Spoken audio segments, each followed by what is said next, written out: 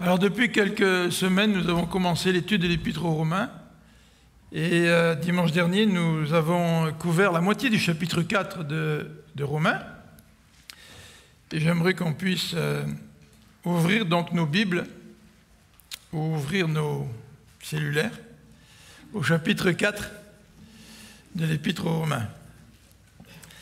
Alors, dimanche dernier, j'ai vécu une expérience un petit peu spéciale parce que j'étais en train de prêcher, puis vous savez que j'ai mon texte biblique sur mon cellulaire, et le cellulaire a sonné. Et j'avais oublié de mettre la commande sur vibration, tu sais. Et là, ça commençait à sonner, mais ça commence tout doucement, tu sais. Alors, vous n'avez rien entendu, mais moi, je l'ai entendu. Alors, il a fallu vite que j'arrête mon cellulaire pour éviter que ça dérange. Mais c'est une bonne occasion de nous rappeler de mettre nos cellulaires sur vibration ou en tout cas de le mettre sur le mode silencieux. Vous vous rappelez, dimanche dernier, nous avons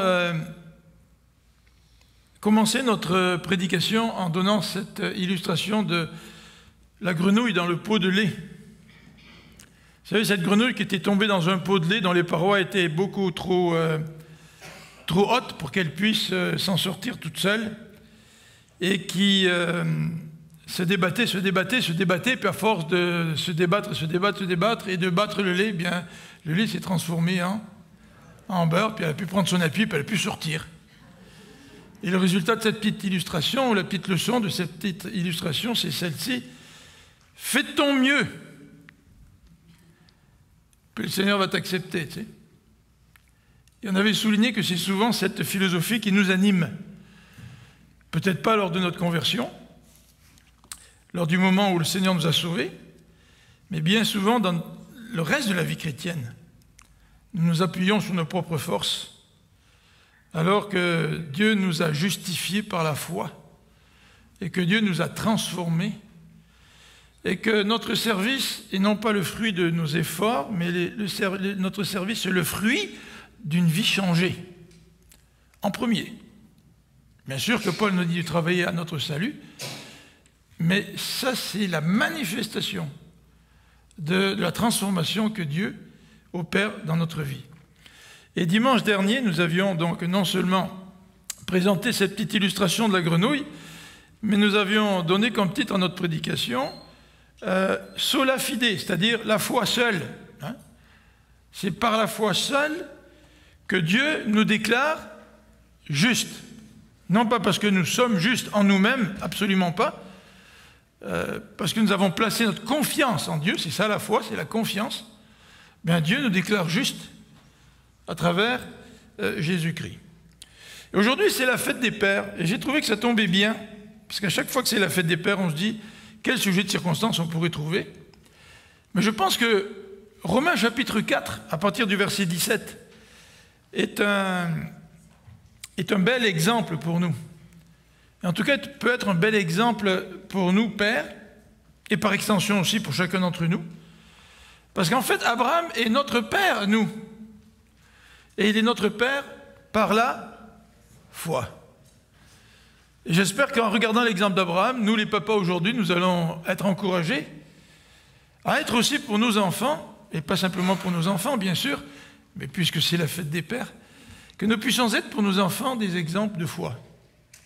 Et devenir en quelque sorte un père spirituel, non seulement un père physique, mais un père spirituel pour nos propres enfants, tout comme Abraham est notre père en la foi, que nos enfants puissent regarder à notre propre vie, notre propre exemple, et nous prendre comme des modèles de foi.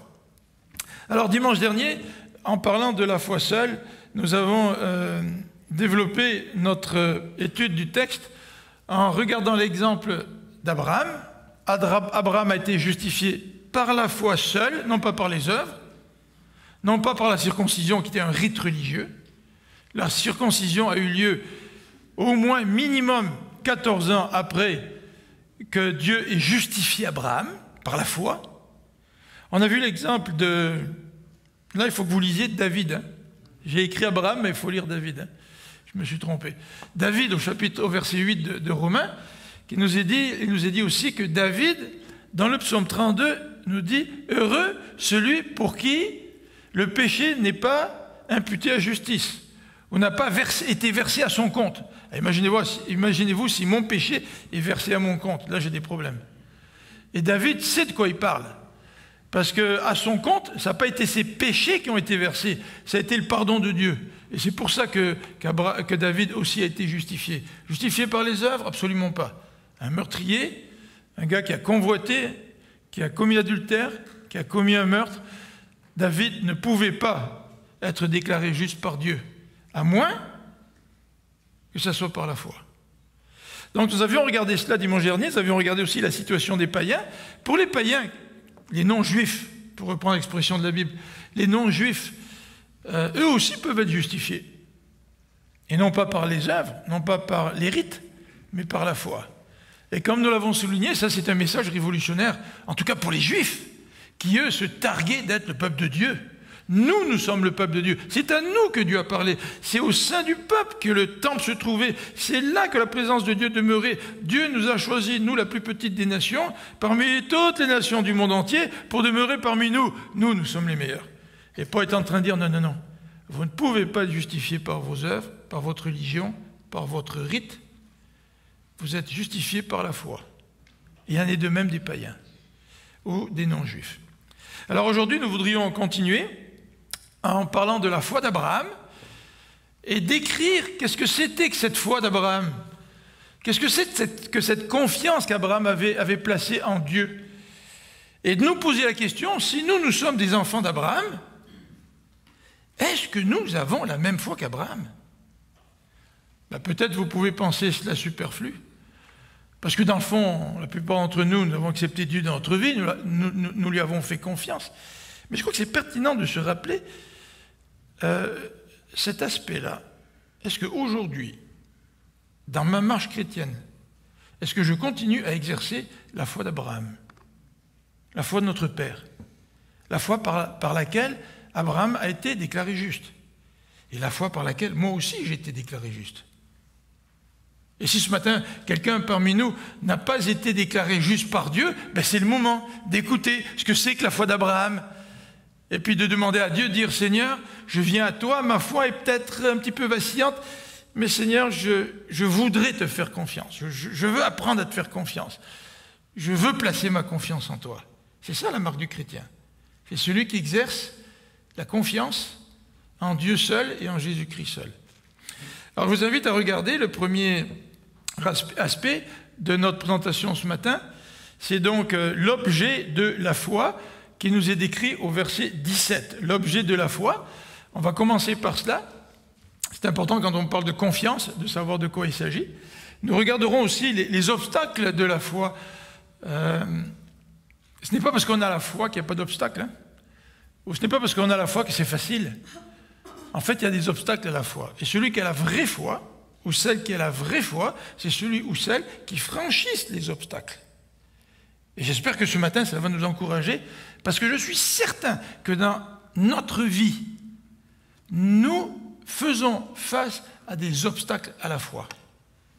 Et comment franchir ces obstacles pour vraiment exercer la foi qui nous amène au salut et qui glorifie Dieu. Et nous terminerons par 2 fruits de la foi à la fin de ce passage. Alors, je vous invite donc à lire avec moi le verset 17 dans Romains chapitre 14. Et on va commencer un petit peu à la fin du verset 16. « Il est notre Père à tous », dit Paul en parlant d'Abraham. « Comme le dit l'Écriture, je t'ai établi pour être le Père d'une multitude de peuples. » Placé en présence de Dieu, dont je lis dans la Bible du Semeur, placé en présence de Dieu, il mit en confiance en celui qui donne la vie aux morts et appelle à l'existence ce qui n'existait pas. Premier élément ce matin, l'objet de la foi. C'est un sujet extrêmement important, l'objet de la foi. Vous vous souvenez, pour ceux qui habitent Laval depuis longtemps, vous avez entendu parler du pont de la Concorde. Et ce fameux pont enjambe la 19 juste avant qu'on arrive à Montréal. Et très souvent, moi, je prenais le pont, je passais en dessous, en prenant la 19. Et jamais j'aurais pensé que ce pont aurait pu s'écrouler. En fait, vous savez qu'à Laval, on est champion parce qu'on a construit un pont tout à fait neuf sur le boulevard du Souvenir. Et là encore, ce pont s'est effondré. Mais lui, il était neuf. Et je me rappelle très très bien quand le pont au-dessus du boulevard du Souvenir s'est effondré. J'étais parti de la maison, donc passé sous la 15, sous le pont, et j'arrive à l'église, à une église à Saint-Laurent où je devais enseigner. Puis à la fin du service, ma femme me téléphone, elle me dit « Philippe, il ne faut plus que tu remontes par la 15, parce que le pont au-dessus du boulevard du Souvenir s'est effondré. » Dans le pont qui venait tout juste de construire, il était neuf. Je ne sais même pas si il avait été encore en service. Donc je suis reparti par un autre chemin. Mais heureusement, le pont neuf au-dessus du boulevard du Souvenir n'a pas causé de victimes. Oui, une? Ah ok, je pensais qu'il n'y en avait pas. Ah d'accord, une victime.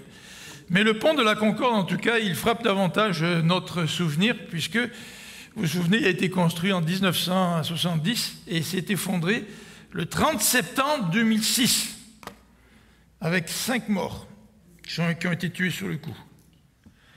Alors moi, je m'imagine ces 5 morts qui partent de chez eux le matin, ils étaient vivants, et puis ils prennent la voiture, comme d'habitude, avec confiance. Ils prennent le système routier avec confiance.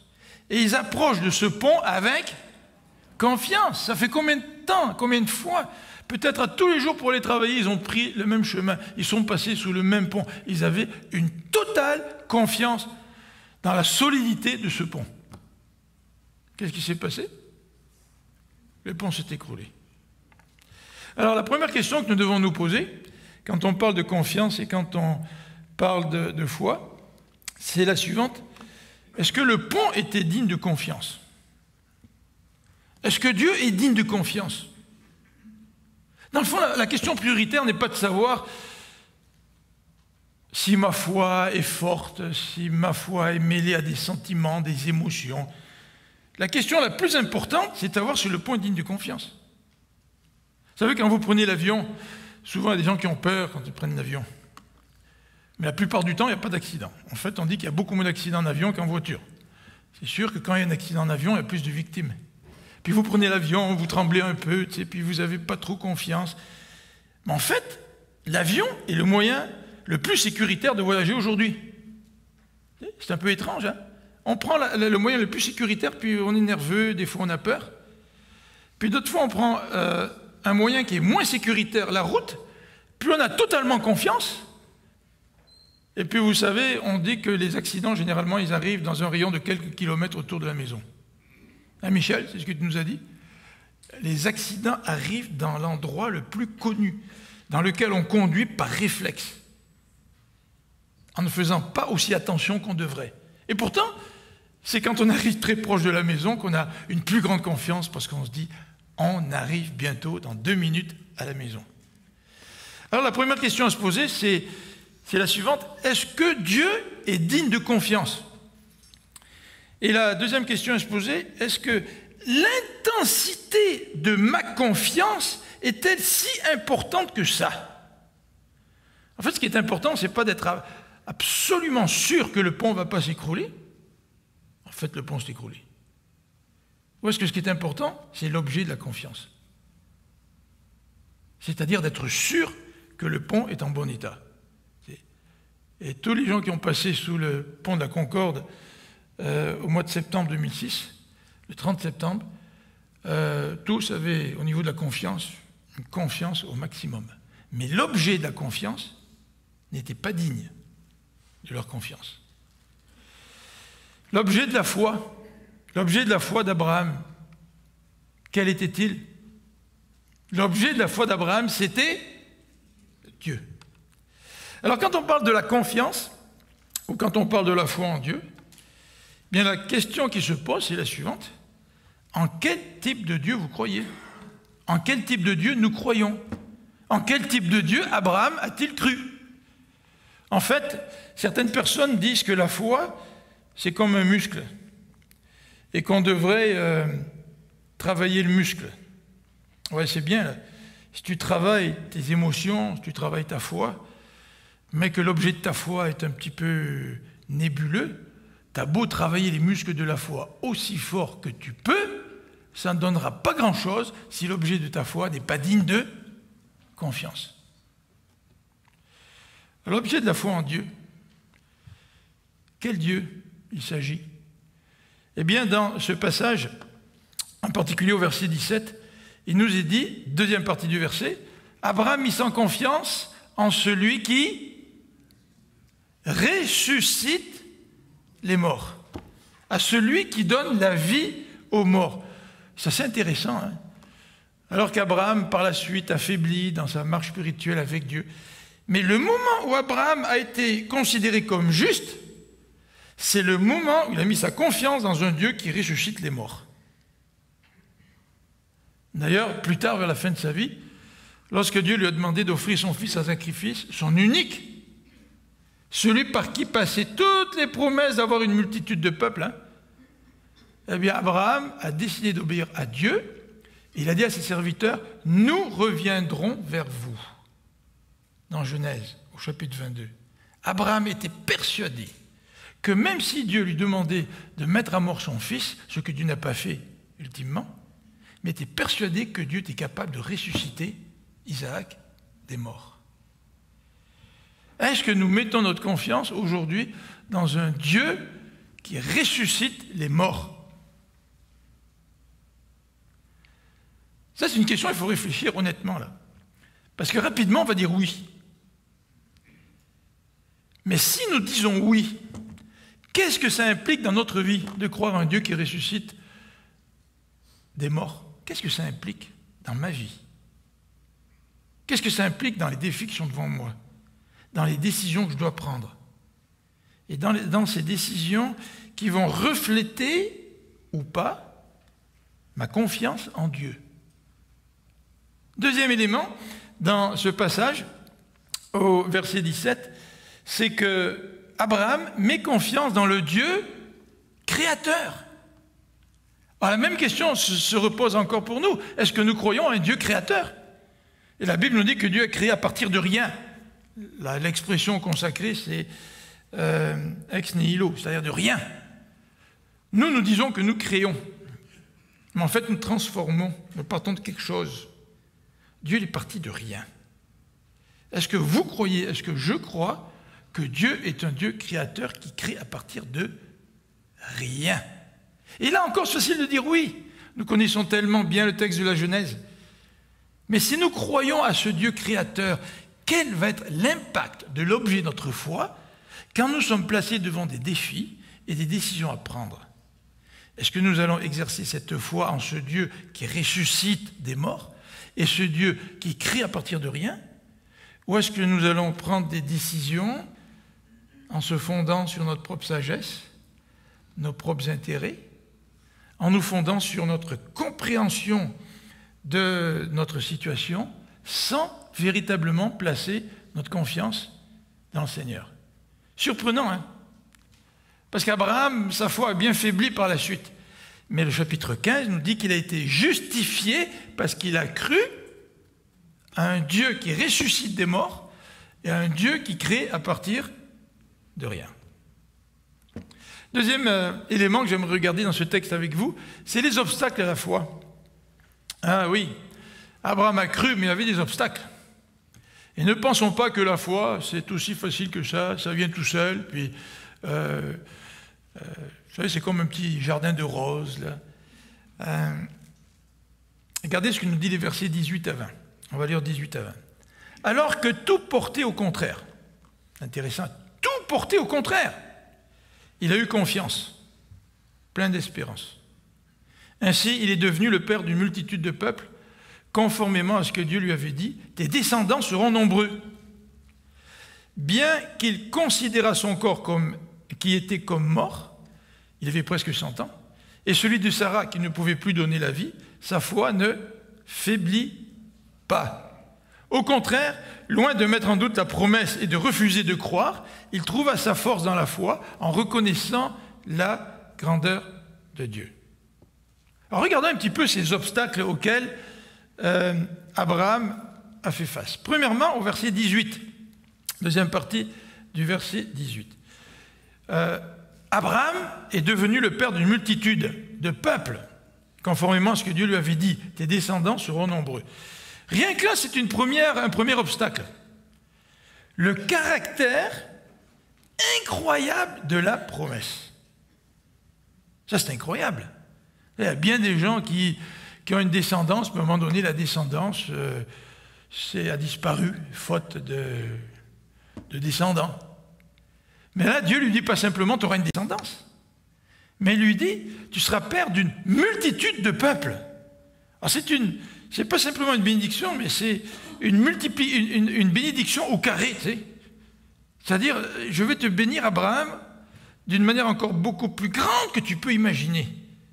Ah, mais ça devait être une nouvelle incroyable que Dieu a communiquée à Abraham. Et malgré cela, Abraham a cru. Alors il y avait aussi un deuxième obstacle. Le deuxième obstacle auquel a dû faire face Abraham, c'est l'impossibilité biologique. Le texte le précise ici, là, au verset 19. Son corps était presque mort. Hein. Abraham, il a regardé son corps comme mort parce qu'il avait presque 100 ans. Et Sarah, elle ne pouvait plus avoir d'enfant, elle était stérile. Un deuxième obstacle à la fois, non seulement la promesse, mais en plus, pour réaliser cette promesse, Abraham n'était plus capable d'avoir d'enfants. Sarah ne pouvait plus donner d'enfants. Et c'est vrai qu'il y a des obstacles à la foi, à la confiance en Dieu. Et bien souvent, face aux obstacles, l'être humain a tendance à fuir, à ne pas aller plus loin, à s'arrêter là. Mais regardez ce qu'a fait Abraham. Abraham, il a décidé, il savait en tout cas, quelle était la situation, et il a regardé la situation en face. Il a regardé la réalité en face. Regardez ce qu'il dit au verset 19. Bien qu'Abraham considérait son corps comme étant mort.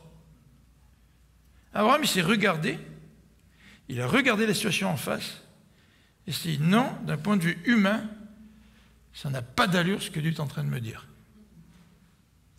Vous savez, la foi, ça consiste à regarder la réalité en face.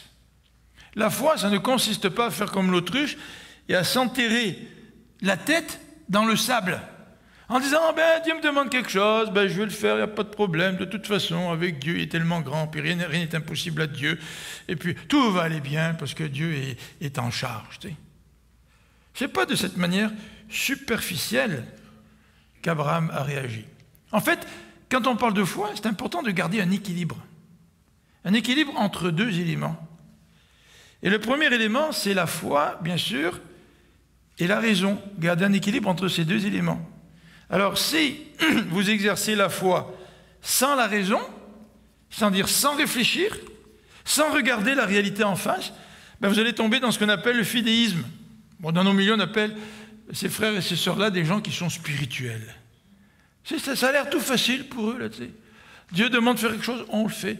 Puis tu le regardes, tu te dis, mais est-ce qu'ils regardent vraiment la réalité en face? Est-ce qu'ils comprennent les défis qui sont devant eux? Et bien souvent, quand on ne regarde pas la réalité qui se trouve en face de nous, à un moment donné, nous risquons, comme on dit, de frapper un mur et de tomber de haut. Parce que la réalité est là. Et bien souvent, lorsque nous ne regardons pas la réalité, nous avons de la difficulté à faire preuve de discernement quant à savoir ce que Dieu nous demande et à quoi Dieu nous appelle.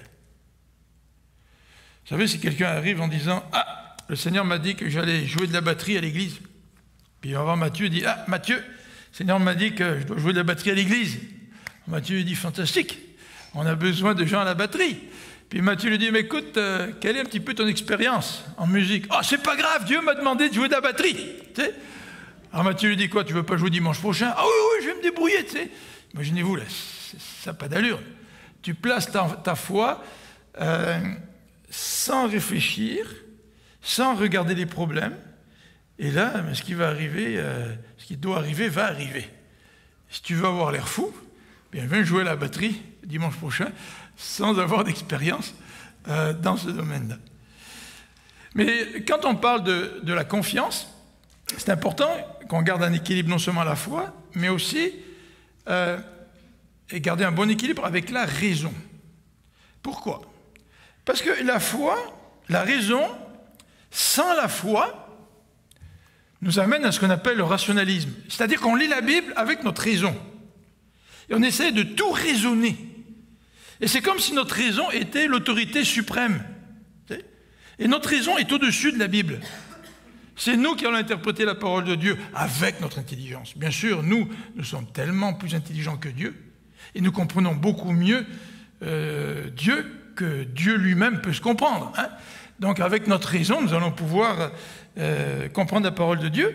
Et malheureusement, il y a des théologiens aujourd'hui qui abordent la Bible de cette manière-là. Sans foi, sans confiance dans un Dieu.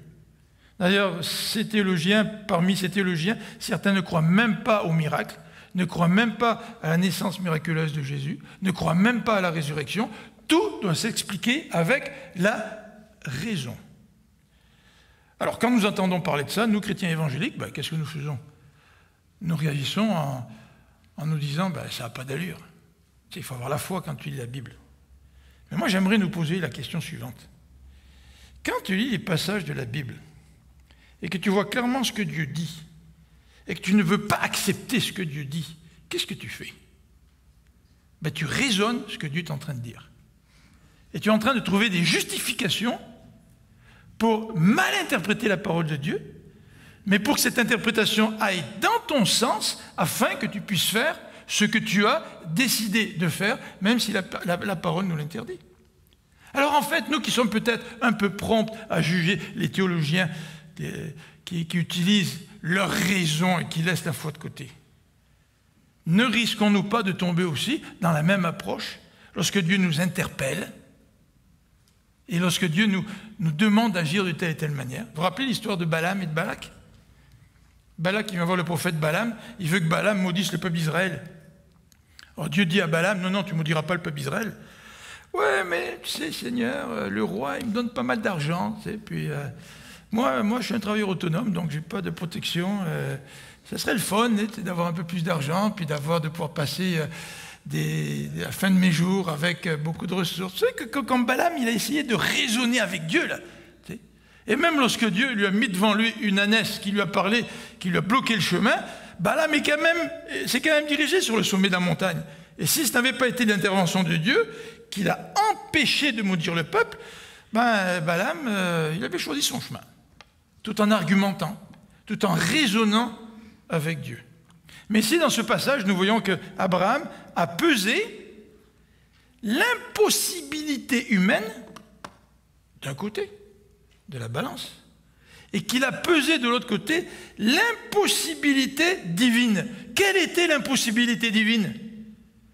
C'était la suivante, qu'il était impossible que Dieu trahisse sa parole.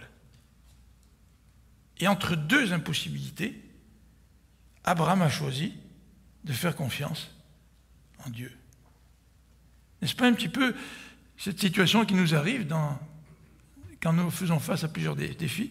Nous pesons les deux impossibilités et bien souvent, au lieu de mettre notre confiance à un Dieu qui ne faillira pas dans sa parole, c'est impossible pour que Dieu mente par sa parole. La balance, elle penche de notre côté. Et nous refusons de placer notre confiance dans le Seigneur. Deux éléments qui sont le fruit de la foi d'Abraham. Donc nous venons de voir l'objet de la foi d'Abraham. Hein. Si Dieu n'est pas digne de confiance, mettez pas votre confiance en Dieu. Mais si Dieu est digne de confiance, mettez votre confiance en Dieu. Même si cette confiance, elle est petite, elle est vacillante, mettez votre confiance en Dieu. On a vu les obstacles de la foi, mais maintenant regardons ensemble les deux fruits de la foi d'Abraham, à partir du verset 20 jusqu'au verset 22. Au contraire, verset 20, loin de mettre en doute la promesse et de refuser de croire, il trouva sa force dans la foi en reconnaissant la grandeur de Dieu et en étant absolument persuadé que Dieu est capable d'accomplir ce qu'il a promis. C'est pourquoi Dieu l'a déclaré juste en portant sa foi à son crédit. Je vous ai dit dimanche dernier, j'aime bien cette expression-là. Mettre la foi à mon crédit. Hein? Quand tu as un bon crédit, là, c'est génial. Et là, si Dieu met ta foi à ton crédit, tu as un bon crédit. Parce que Dieu va te justifier. Il va te considérer comme juste. Alors regardez le verset 20. Le verset 20 est traduit un petit peu différemment selon les Bibles. Le verset 20 termine en disant « En donnant la gloire à Dieu ». Bon, dans la Bible que je viens de lire, dans la version, il est dit « En reconnaissant la grandeur de Dieu ». Maintenant, il a cru, Abraham, et en croyant, il a glorifié Dieu. Ça, c'est intéressant. Parce que l'inverse est vrai. Mon manque de foi déshonore Dieu. Mais ma foi en Dieu, ma confiance en Dieu, ça me permet de glorifier Dieu. Ça, c'est extraordinaire. Vous savez, si vous avez votre petit garçon de 4 ans qui veut traverser une route avec vous, vous lui tendez la main, puis vous dites non, non, non. Puis vous réalisez qu'il n'a pas tellement confiance en vous, là. Alors, ça fait un pincement au cœur, hein? Mais là, quand vous voyez que ce petit garçon ou cette petite fille de 2, 3 ans, 4 ans met sa main dans la vôtre, puis il a absolument confiance en vous, comment vous réagissez, tu sais? Alors, je ne veux pas prêter à Dieu des sentiments humains, mais c'est certain que par notre foi, nous rendons gloire à Dieu. Par notre confiance, nous rendons gloire à Dieu.